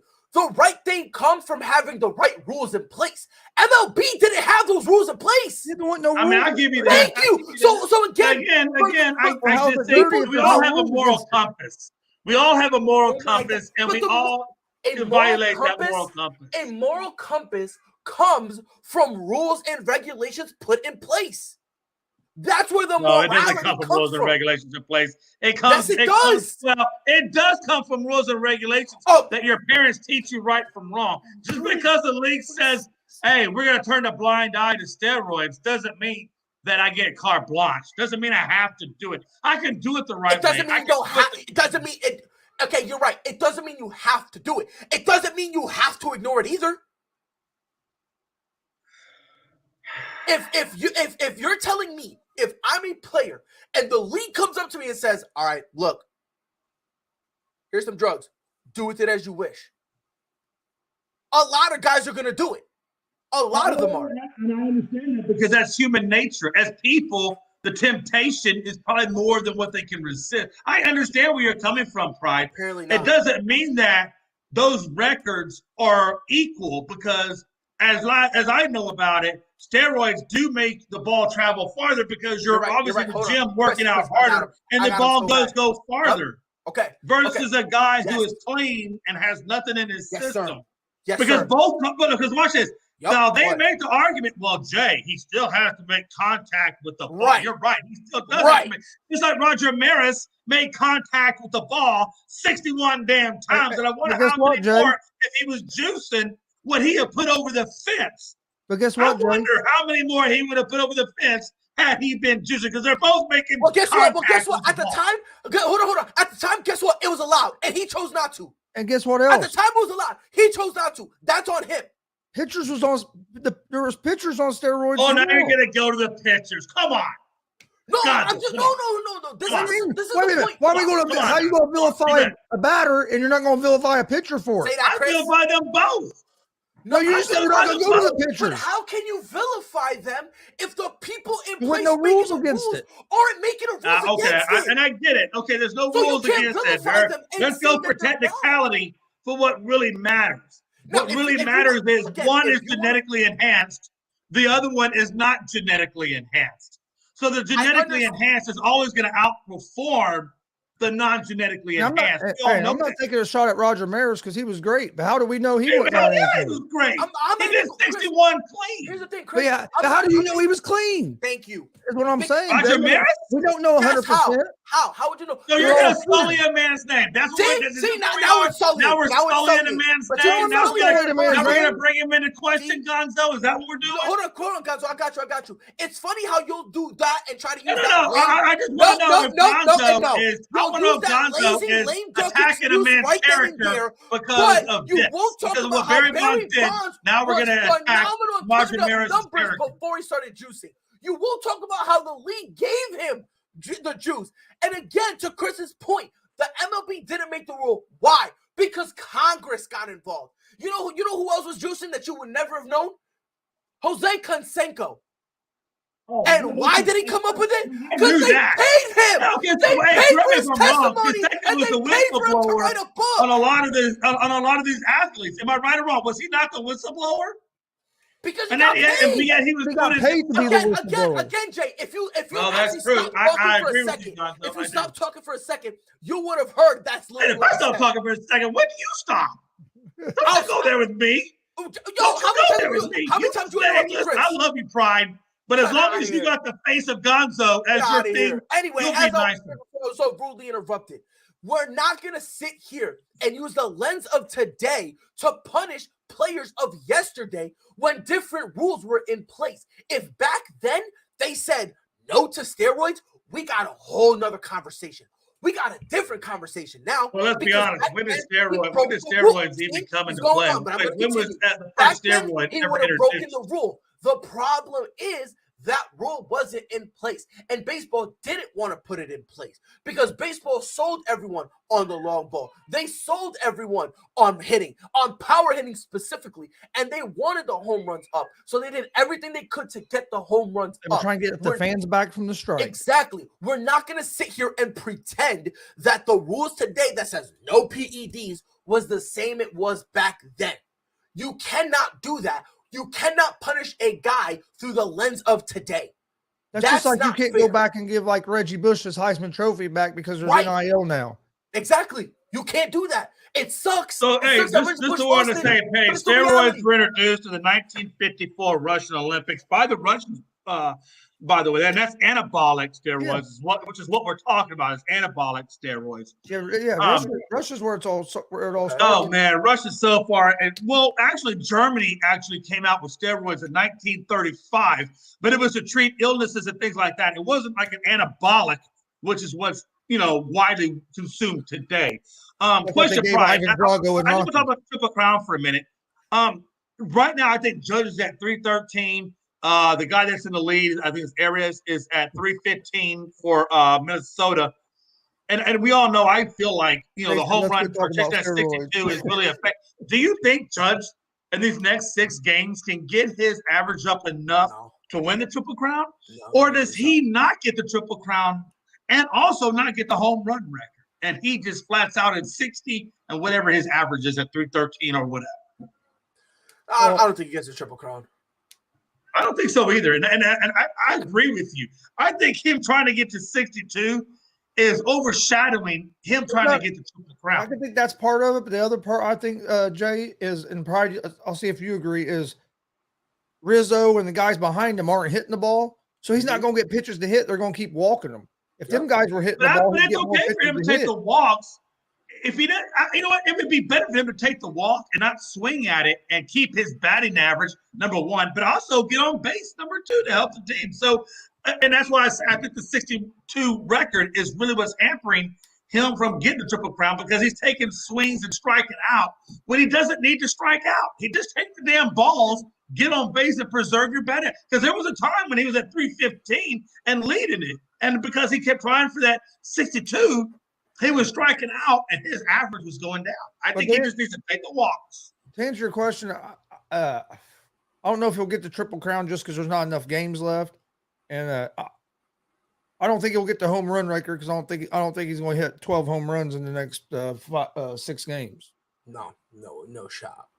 I'm in total agreement. Total agreement with that. I mean, Aaron just does vote. Once there's a little bit of pressure, he don't know what to do. He can't hit the ball right. Well, he can't hit the damn ball when it's low. He can hit it, when it's middle or up. But you throw that ball like a slider or a sinker and it goes below his knees, he's toast. Well, and they're giving him everything. Trying to hit that damn thing. All they're giving him is breaking pitches on the outside part of the plate. Yeah, exactly. Because they know he can't hit a home run off that shit. He can't hit that period, though. Well, and it's not because he sucks. It's just his body. That's a good point. He's got he like with a guy that big, that kind of doesn't crowd the box. He wants room and space. It puts him in an awkward situation. Hard to reach outside. Exactly, he can't. And when he can't crowd the plate either, because if he crowds the plate, guess what's screwed? The inside. Yeah, I'm not trying to be mean. that's exactly right. This I Mike agree with that. McDaniels don't even look like a fucking football coach. Who? Mike McDaniels for the Dolphins. He's not. He looks like a dude you would see like working for Microsoft or something, not standing on the sidelines of a football game. You see him? Yeah, it's now? and I was right. I just looked it up just to confirm what I was thinking. So Luis Ariz, how do you say that last name? For the Minnesota Twins is at 315 and Judge is at 313. So he's got .002 of difference. Huh? When he Judge at 316 at one point? Judge was at 317 at one point. Then he dropped down to 316. And then from 316 over the last 2 weeks, he's been fluctuating between 316 and 313. Hey, Pride, did you see now he's any back of, down at 313. Pride, you see any of Unscripted last night? You see me with the luchador mask on? No, I didn't see you with no luchador mask on. Oh, he had a luchador. He was sweating bullets in the luchador. What I meant, jeez. He was sweating bullets in the luchador. Oh, dude, that mask is it's hotter than hell when you have it on. How Rey Mysterio does it, the world may never know. Oh, I'll never understand. That's what I said to Pride. I don't understand how Rey Mysterio can go through an entire, time wearing that mask and not come out feeling like damn. Yeah, but no, I wore it just to promote because I was promoting that show for this Saturday, so I decided to go with the luchador mask. That's funny. But yeah, it's hot. I tried to wear it like doing commentary, and I made it like a match and a half, and I said, oh, nope. Forget this. It's too damn hot. It's crazy. By the way, did you know 12 is more than 72? What a time to be alive. Mathematics. Man, I suck at this guessing game that we're talking about. I know we were talking about home runs a minute ago. Now we're 12. Okay, I get it. Okay. I keep seeing you know what, Brian? You're a meanie. You're just a freaking meanie, man. I know. What were you saying about Tua? No, I keep seeing the picture all over Twitter of his face. They show two things. Either they show, ironically, it's not the hit from yesterday. They either show the one he took against the Bills and he's kind of just fumbling around, and then they'll show Tua on the ground with his fingers like. There's a discombobulated. There was a neurosurgeon that got on there and said there's nobody that could convince him that that Tua didn't have a concussion before last night. No way, no shot. And the NFLPA said that they are considering all legal options. I hope so because I hate to say this because I don't want that to happen to anybody, but he could have died out there. Oh, absolutely. Forget could have died. With his, you hit that neck or that head the wrong way, and it's just game over. He could have died, could have been paralyzed for life. I mean, there's so many things that could have happened because it didn't get diagnosed right or whatever the hell happened. Right, absolutely. I got a question, and I'm not to stare off, but Brett Favre, it's gotten worse for him. I don't know if you saw this, but it's really disturbing. He's got this thing, was it Far for Hope, or I forget what his charity, Hope for Hope, or something of that nature. He has a charity that he does for disadvantaged children and cancer patients, right? He does this charity and he raises this money. Have you seen now that he's been given the money that he's been raising for charities for disadvantaged kids and cancer? He's been giving that money to the University of Mississippi. Yep. How jacked up is this guy really? I mean, how jacked up are you to take somebody's money for a charity and then misappropriate it and put it somewhere else? So it's Far for Hope, and from 2018 to 2022, more than $130,000 has gone to the University of Southern Mississippi Athletic Foundation. Now, let me ask you this: Brett Favre's going to be definitely in trouble, but. Can't the University of Southern Mississippi be in trouble as well? No, not really, because they were the ones money was coming from. They might have to return the money. Yeah, they might have to end up doing that, depending on how the whole Brett Favre situation goes. Yeah, maybe I can see that. But in terms of them getting in trouble, I don't. Unless there's all they know is Favre was giving them money. I don't think they know the extent of where Favre was getting it from. If it comes out that they knew it was illegal, then yes. Well, that's an issue. But if Brett Favre, if they go, hey Brett, what's going on? Like, we kind of need money. They just thought the money was coming from Brett. Right. If it's a situation where Brett Favre goes, oh, y'all need money? Hold up. Let me go do some stuff and I gotcha. If it's a situation like that, that's one thing. I don't know if y'all heard, but Amy Wambach, I think I'm saying her name wrong. The lady who plays soccer. She intends to leave. She's gonna quit the company over Favre. Yup, it was a concussion drug company that was backed by Brett Favre.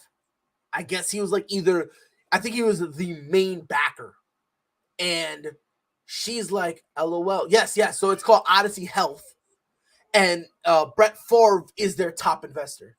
So she's like, so she's like, all right, cool. I'm out. So she's basically backing out and going, yeah, nah. There's going to be ramifications. You got to believe all the stuff surrounding Favre. There's going to be ramifications of it. I love the in NFLPA statement about too. I was just reading it. They're just having it on TV. I like their statement. Yep. They're coming out basically saying we're not just going back down from this and let this disappear. Yeah, they were like, if we will take this illegal route if necessary. It said a doctor's misdiagnosis isn't no excuse. That's so they're it's going to be interesting to see what all comes out. Yeah, and it should. I mean, honestly, they got to clean that up. I'm about to hop off, guys, because my daughter's looking at me. So, well, you better do it. You got to do those dadly duties. Unfortunately, I have to. No, it's not. Just go Google father and go pay attention to the guy on the screen. All right, and just do something. You don't have to. Drive the bus today. Nah, because the storm that was in Florida, it's up here. Okay. Yeah, that's. Hey, by the way, update on Frankie. Frankie's baby. She's out of the hospital now. They're back at home. Hey, mad props to Frankie. Talk about being a pops and things, man. The guy stayed all night with his daughter. Didn't get a wink of sleep hardly, and then takes her home. I mean, just amazing. I love dads that are like that. Pride, I know you're like that. Gonzo, I know you're like that. Salute to fathers and what it means to be a father, man. It's an amazing thing to see. Oh, yeah. So, it's a good thing that his little girl's feeling better. So, props to him. Yeah, absolutely. Absolutely, man. All right, I'll talk to y'all later. Y'all be safe. All right, be good. And remember, if you go to stall number 3, take your goggles and your towel. Don't want you pulling a muscle. I go without protection. That's how I roll. Man, life is so good. Life is so good. Be good, bro. All right. See you, man. Man, what a time to be alive, though. I roll without protection. Hey, God, life without protection would be horrible. If only Freddie Mercury back in the day would have used protection, man, we'd still have Queen going strong. How crazy is that? But no, man, hey, we got a lot of good things coming up this weekend, man. Seriously. Between baseball coming to an end this week, between college football, and we got a lot of really good games coming up Saturday. And then football Sunday, Gonzo. I mean, literally, like, your afternoons have got to be filled with snacks and beer and all the things in between, huh? Oh, yeah. I won't get to watch as much football tomorrow because I'll be well, you'll be doing wrestling. Yeah, but I'll watch the 12 o'clock games because we won't be leaving until about 2:30, 3 o'clock to head to the wrestling. Oh, then you'll get a couple of games in at least. And start setting up. But then Sunday, NFL all day. And like you just said, baseball, regular season ends on Wednesday. Then you have one day off on Thursday and a week from today, Friday, we have Major League Baseball playoffs. So a week away. Damn, what a time to be alive. Oh, and congratulations to Embiid. He got his U.S. citizenship. If those that don't know, he's from Cameroon, and he got his U.S. citizenship. So now he is a U.S. citizen. There's some good college football games on tomorrow. Going to be some good NFL games this weekend as well. And real quick, you have the Braves and the Mets playing a series this weekend. Trying to decide who's going to win the division, coming all the way down to the end of the season. So that's going to be interesting. Oh, absolutely. Absolutely. And then, good God, I think NHL is in their preseason right now. So it's not even that much further before we get back into the NHL season coming up. You got I mean, seriously. World Cup soccer will be coming up pretty soon too. Yeah, absolutely.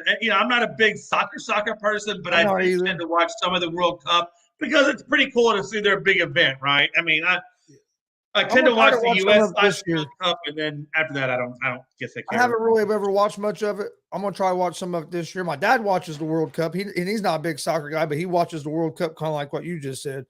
I just never really gotten into soccer. I'm gonna give it a shot because everybody keeps telling me go watch it live and it'll change your mind. So I'm gonna go to Indianapolis and watch our team in Indy. It's really surprising to me though, Gonzo, and I'm not trying to be the stereotype, but honestly, in the Latin community or the Hispanic community, soccer is a big thing. Oh yeah, it really is a big thing. I'm surprised you guys, weren't more into the soccer world. Yeah, I don't know how that happened. I guess basically just probably because my dad wasn't really into it, and I bet you he was more into the wrestling. Amateur wrestling and the professional, but baseball. Right. Baseball, we was always real big into, and then me and him always watched the Pacers and the Colts and all that, of course. But I mean, we were big baseball fans, and then also big NFL fans. But yeah, no, that's cool. I mean, I don't think my dad ever watched wrestling. Just like if my dad would have been. That's just like Jay. Like nobody in my family really speaks Spanish. The only person I've heard in my family speak Spanish was my grandpa. Really? Besides like his sisters and brothers and people. Oh yeah, right. But your dad didn't speak much Spanish. No, Grandpa didn't teach none of his sons Spanish. Man, I got to be honest with you. Today, in today's society, in today's world, if you're bilingual, it's a big plus. You make money. Oh yeah, you can make a lot of money being bilingual. Seriously. Yes, you can. But yeah, I mean, his dad never really taught them, so then. So how is he going? Yeah, I get it. If it doesn't pass down, it doesn't pass down. God, that sucks. But yeah, man, I think it's going to be interesting. I think going forward, I think the Orioles, I think they're almost out of the playoffs. I think now the fight really is kind of between Tampa and Toronto. I think Toronto actually secured it. So really, I think it's just a matter of can Tampa secure their spot. I'm going to kill this damn fly here in a second. Once I can. Hey, there's no murder on this scene now. And this fly's driving me nuts. I wonder how with the Astros, Alvarez has been sidelined. I think it was a forearm injury or a hand injury. I don't know. I'm really praying to God. They got him on the bench not the IR, but he's riding the bench for sure. And I really hope that he's able to make that comeback and get back into it come playoff time. Because I got to be honest, I think without Alvarez, that's a huge offensive loss for the Astros in the middle of that lineup if they don't have him going into the playoffs. So, oh no, I agree. I agree with you. We shall see. Well, Jay, got any final thoughts before we close out here on this Friday afternoon? Yeah, final thoughts are again, hey guys, Unscripted is on Saturday at 8 p.m. Eastern. You got Gonzo at 7 p.m. Eastern with his wrestling with the Boogeyman and the guys and Mick Foley and stuff. So, God, I'm gonna probably catch a little bit of that, and then I'll roll right into Unscripted, and then of course you can probably catch Gonzo on Unscripted during the intermission. So, and then pay attention, man. Big things are coming up over Saturday. Lots of things are going on. You got college football. Oh, yeah. You got Gonzo's wrestling at 7. You got Unscripted at 8, and then we get ready for NFL on Sunday. What a time to be alive.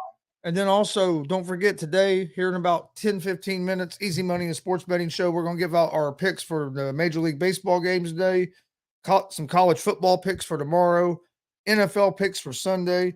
I got 2 underdog parlays, one for the NFL and one for college football that I put together that I'll be giving out today. So join us for Easy Money and Sports Betting Show around 3:15, somewhere around there. Also, Sunday, 1 p.m. Eastern, we'll be doing a Colts watch along for the Colts and Titans game. So if you're a Colts fan, Tennessee fan, or if you're just a fan of football and want to talk some football while you're watching the games, come join us for that Sunday at 1 p.m. Eastern. And then, Horseshoe Talk. We got the Indianapolis Colts Horseshoe Talk show today at 6 p.m. Eastern. And then tonight at 11 p.m. Eastern, I have Gonzo and the Judge Sports Talk. So still have a busy day the rest of the day But if you like listening to the sports talk, check out the ASAP Sports Network. We'll be live on there and live on the Gonzo Sports Room Network all day today. But time to be alive. So much NFL and sports to talk. Jesus, Gonzo, you're going to be one exhausted person come Monday morning. Yeah, because when I get done with the show tonight, I got to pack up all my equipment, so I'll be ready for tomorrow. Get it all packed. Yeah, it's good time for you, and it's good time for you and the pops to just sit back and enjoy each other's company and talk wrestling, and then get home. I really hope. I hope, and I've said this before, that Mick Foley picks your ass up, body slams you into the table, and then beats you with your cane. If that happens, it will be epic. Yeah, I'm excited to get to meet Mick Foley, and then plus my son and his fiance are going to watch the show with us. So, and then one of my dad's longtime friends is going to watch the show with us as well. So it's going to be a great time. Get to spend time with friends and family, and absolutely. And have a good time. Get to meet a hardcore WWE Hall of Famer. Can't ask for too much of a better day. And you get the boogeyman. I wonder if Gonzo eats the damn worm. We need to see Gonzo eat the worm and get body slammed to a table. I mean, how much better does it get than that? Really? I don't know about the eating the worm thing yet. No, you're gonna eat the worm. Don't puss out. Don't puss out. Do the deal. If you're gonna do it, go all the way, Gonzo. Go all the way. Eat the damn worm. Time, dude. That's him spitting them worms in your mouth. If you don't eat the worm, Gonzo, I'm gonna lose all respect when it comes to wrestling with you. You better eat them boogeyman worms. You better not spit it out. They better bring a bottle of tequila out there for me to wash that. Hey, listen, have your own bottle. You don't need nobody to drink that. Go to the store, get you some of the. Hey, get some of the little airplane tester shots of tequila. And this, they will be selling beer there, so I can at least get me a beer to wash it down with. Hey, I don't know why you wouldn't. Yeah, this is one of the shows that they're going to be selling beer at. You could actually, real quick, just in case somebody around my area is watching that could come to the show. They did. Last I heard, they had one VIP table left. VIP table's $360, but that's for 6 people, and you get unlimited snacks. Unlimited drinks, including beer. So you can get unlimited beer. Okay, you know what? You have me on that. 6 people, 300. We'll split that by 6. That's like $50 a person. Unlimited beer, unlimited. Yeah, you know what? I'm doing that. Okay, hey, yeah. Mel, we're going to Indianapolis. Get the backpack. Said we're going to Indy. Let's go. We're going to Indy, man. In one day. Man, listen, I'm bringing Blue with me. I'll put that little dog vest on him. It says service dog, and they'll give him some unlimited snacks too. Hey, Blue, hey, he earns that money. He might look a little slow, but he earns that money. Hell, Blue would see my little Chihuahua and think he's a snack. Interestingly enough, Blue doesn't want to eat the Chihuahuas. He just wants to lick them and play with them. He's really not. He loves them little bastards. It's weird. Yeah, because it's funny. Hey, real quick, Chihuahua story, real quick. There's a lady that lives 2 apartments down from me, and she is adamant about letting them go outside, but not putting them on a leash or fencing them in. So they got carte blanche throughout that thing. And Blue saw the Chihuahuas. And he broke free from me because I wasn't paying attention. And man, hey, listen, all I saw was, that dog went from yapping to hightailing it back to the house. That's all I'm saying. But Blue got a few licks in on the Chihuahua, and then of course they became friends. It's really weird. I did think that he was going to eat that dog, and I was going to probably go to Judge Judy or something, but it was going to be crazy. Oh yeah, dude, I had a boxer, and I didn't put her on. I wouldn't put her on a leash because she would stay right beside me. And she was sitting on the porch, and animal control came and told me I had to put her on a leash, or they're gonna give me a fine. I'm like, she's sitting on my porch. Come on. Hey, that's how they do, though, man. Hey, that's how the city gets their money. They don't have that leash. That's how they get their money. Yep. But all right, you got anything else, Jay? No, that's it, man. I'm ready to go watch some sports. You ready? Oh yeah, I'm ready too. I appreciate you coming on, Jay. I will talk to you. I know if I don't talk to you later tonight, I'll definitely talk to you tomorrow. Okay. But no, I thank everybody for watching the ASAP Afternoon Blitz. Come join us Monday, 1 p.m. Eastern. We'll be back talking all the college football and NFL and Major League Baseball action that's going to take place over the weekend. So Monday's show is going to be a packed show. Not going to want to miss it, 1 p.m. Eastern. But on behalf of Jay McLovin, I'm Chris Gonzalez. We'll see you guys Monday at 1 p.m. Eastern. Whole sports, all plays. Yeah. Whole sports, all plays. Whole sports, all plays. 365, we making a plays. We talking the game, get you through the days. We're high in the court, the dime in the lane. Variety topics, living the same. All presentation, sports information. Hitting the airways, taking the nation. All sport, all plays, like working your faces. Grace at the field, so tie the laces. Whole sports, all plays.